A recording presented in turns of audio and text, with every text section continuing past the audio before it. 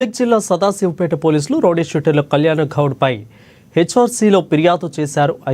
ఇకైతే చెయ్యని దొంగతన నేరాన్ని ఒప్పుకోవాలంటూ సదాశివపేట పోలీసులు తనపై థర్డ్ డిగ్రీ ప్రయోగించారంటూ ఆరూర్ గ్రామానికి చెందిన గొల్ల రమేష్ రాష్ట్ర మానవ హక్కుల కమిషన్లో ఫిర్యాదు కంప్లైంట్ చేశారు. Rowdy shooter G Lakshman Goud ఇంట్లో దొంగతనం జరిగితే తనపై నింద మోపే ప్రయత్నం చేశారని ఫిర్యాదులో పేర్కొన్నారు. తాను చేయలేదని చెప్పినా పోలీసులు ఇష్టం వచ్చినట్లు కొట్టారని అన్నారు.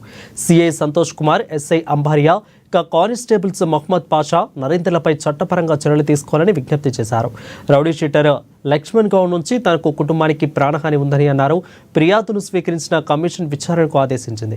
పూర్తి నివేదికను ఈ నెల 23వ తేదీన ఒపోనెంట్ అయిన పోలీసులు మరియు rowdy sheeter Lakshman Goud HRC రావాలని అధిక ఆదేశాలు జారీ చేశారని బాధితుడు తెలిపాడు.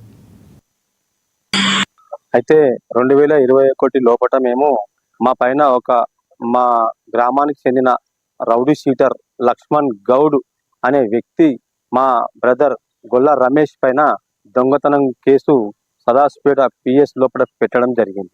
అయితే ఎలాంటి ఆధారాలు సేకరించకుండా పిఎస్ వాళ్ళు కనీస ఎఫ్ఐఆర్ కూడా లేకుండా ఎట్లా మా దగ్గరకు వచ్చి తిండిపై నుంచి లేపుకొని పోయి బండబూతులు తిడుతూ లేపుకొని పోయి మరి అక్కడ ఏ విధంగా వాళ్ళు మాకు తీసుకుపోయే రైట్స్ ఉంది. ఒకసారి ఎఫ్ఐఆర్ బుక్ చేసినప్పుడు రిమాండ్ కన్నా పంపాలి, లేకుంటే ఇంకేదైనా చేయాలి.